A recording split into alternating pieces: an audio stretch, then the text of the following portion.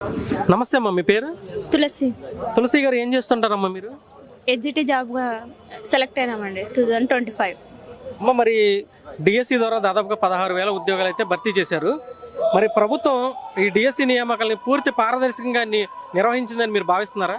అవునండి, పారదర్శకంగా నిర్వహించింది. మేము 3 yearsగా ప్రిపేర్ అయినామండి. 3 yearsగా అదే పనిగా కూర్చొని, అంటే అప్పుడు ఉన్న ప్రభుత్వం ఎటువంటి నోటిఫికేషన్ లేదు, అసలు ఒక్క నోటిఫికేషన్ కూడా లేదు. మేము చాలా మిస్ అయినాం. 2018లో కూడా ఒకటి డిఎస్సి రాసినాను, అప్పుడు నాకు మిస్ అయింది. మళ్ళీ తర్వాత నోటిఫికేషన్ కోసం ఎదురు చూసినాం, బట్ రాలేదు. టెట్ నోటిఫికేషన్ 22లో వేసినారు. అప్పటి నుంచి మేము కర్నూలులోనే ఉండి ప్రిపేర్ అవుతూనే ఉన్నామండి. ఫైనల్గా ఎగ్జామ్ పెట్టినారు. చాలా కష్టపడినామండి. మా అమ్మ కూలి పని చేసే మమ్మల్ని చాలా ఆర్థికంగా కానీ చాలా ఇబ్బందులు పడినాం.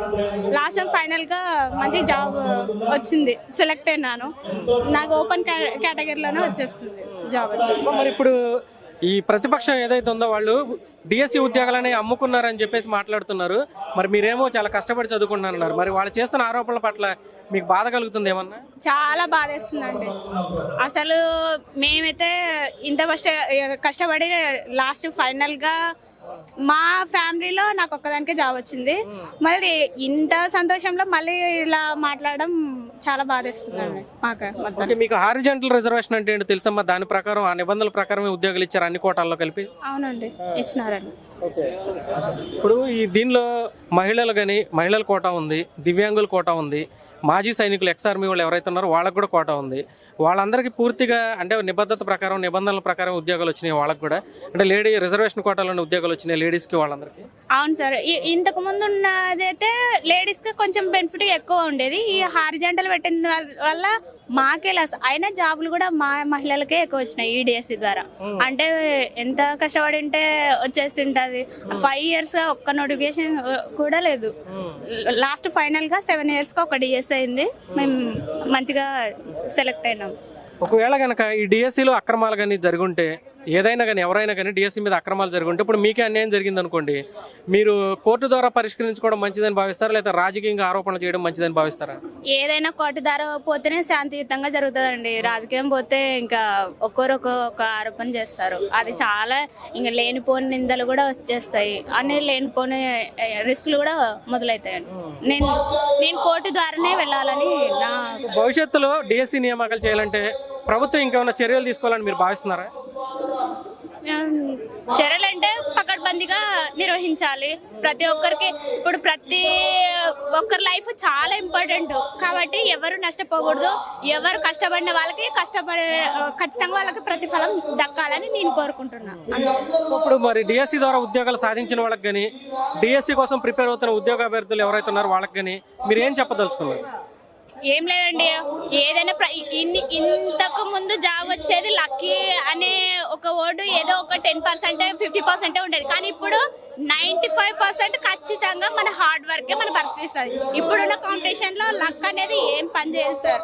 ఖచ్చితంగా కష్టపడాలి, మన కష్టానికి తగినట్టు ప్రతిఫలం ఆశించాలి. నేను చెప్పదలుచుకునేది అదొక్కటే. థ్యాంక్ యూ అమ్మా. నమస్తే భయ్య, మీ పేరు? నమస్తే, నా పేరు ఈశ్వర్ నాయక్. ఈశ్వర్ నాయక్ గారు, మీది ఏ ఊరు సార్? మాది ఉలెందకొండ పక్కన కొల్లంపల్లి తాండా, కర్నూలు డిస్టిక్. కర్నూలు డిస్టిక్, కల్లూరు మండలం వస్తుంది. సార్, మరి మీరు ఏం చేస్తుంటారు సార్ ప్రజెంట్? టీచర్, నేను కొత్తగా రిక్రూట్ అయిన టీచర్ నేను. సార్, మరి మీరు కొత్తగా వచ్చినటువంటి 16,000 పోస్టులు వేసినటువంటి డిఎస్సిలో జాబ్ కొట్టానంటున్నారు. మరి ప్రస్తుతం ప్రతిపక్షంగా హోదా లేదు, కానీ వైసీపీ పార్టీకి చెందిన వాళ్ళు ఏం చేస్తున్నారంటే డిఎస్సిలో అక్రమాలు జరిగినాయి, పోస్టులు అమ్ముకున్నారు, జెన్యున్గా ఎవరికి జాబ్ రాలేదని చెప్పి మాట్లాడుతున్నారు.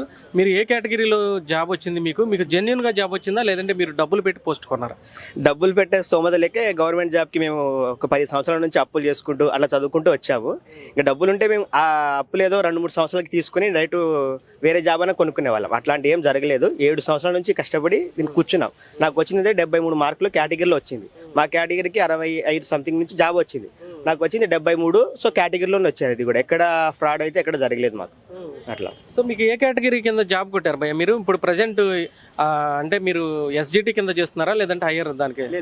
నేను ఎడ్జిటే చేస్తున్నాను. ఎడ్జిటి. అవును. సో మరి హారిజంటల్ విధానంలో కానీ వీటన్నిటిలో కానీ అక్రమాలు జరిగినాయి అని పోస్టులు అమ్ముకున్నారని చెప్పేసి జన్జీ ఉద్యమం చేస్తున్నామని వైసీపీ వాళ్ళు చేస్తున్నారు. మరి ఇందులో ఎంతవరకు వాస్తవం?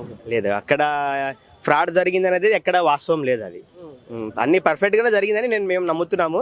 ఇంకా జెన్జీ మీరు చెప్తున్నట్టు జెన్జీ వాళ్ళు కూడా నమ్మాలి ఇది. ఎందుకంటే ఇక్కడ ఫ్రాడ్ జరిగే అవకాశం లేదు. ఇక్కడంతా గవర్నమెంట్ అంతా పకడ్బందీగా చేస్తుంది కాబట్టి ఇది గవర్నమెంట్ మీద మనకు తెలిసిన విషయమే అట్లా జరుగుతుంటది. అంతేగాని ఇక్కడ ఫ్రాడ్ అయితే జరగలేదు. సో మీరైతే అసలు కొనుక్కునే స్తోమత కూడా నిరుపేద కుటుంబం నుంచి వచ్చారా? బాగా నిరుపేద మేము. అప్పుడు డబ్బులు లేక మా అమ్మ వాళ్ళు అప్పులు కూడా చేసుకోలేరు. ఎట్లా అంటే ఇంకా ఉన్నదే వాడుకోవాలి, లేకుంటే అప్పులు చేస్తే దాన్ని ఎప్పుడు మళ్ళీ భరించాలి. అదొక బాధ మాది. చిన్నప్పటి నుంచి మా అమ్మ వాళ్ళు కట్టెలు మోసుకుంటూ అలా అలా అలా బతికారు. ఇంకా కొంచెం పార్ట్ టైం చేసుకుంటూ నేను అలా అలా చదువుకున్నాను. డబ్బులు పెట్టి కొనుక్కునేంత స్టేజ్ మాది లేదు. లేదు లేదు. సో మీకైతే జెన్యున్ గానే జాబ్ ఇచ్చారు? జెన్యున్ గానే జాబ్ వచ్చింది నాకైతే. కష్టపడి నేను కష్టపడ్డాను, ఆ జాబ్ నాకు వచ్చింది అంతే. డబ్బులు పెట్టి కొన్నారు అనేది అంత స్తోమత మాకు లేదు. సో ఈ డబ్బులు పెట్టి జాబులు ఇచ్చారు లేదంటే అమ్ముకున్నారు అనేది అయితే అవాస్తవేనా? మొత్తం అవాస్తవం అదంతా. అది జరగదు, ఎక్కడ జరగదు. ఇప్పుడు గవర్నమెంట్ అట్లాంటి జరగకూడదని కదా పకడ్బందీగా పెట్టి ఎగ్జామ్స్ అవన్నీ పెట్టేది. దాని ప్రకారమే జరిగింది అంతా. డబ్బులు పెట్టి కొనుక్కునేంత ఆ కళలు ఎప్పుడు పోయాయి.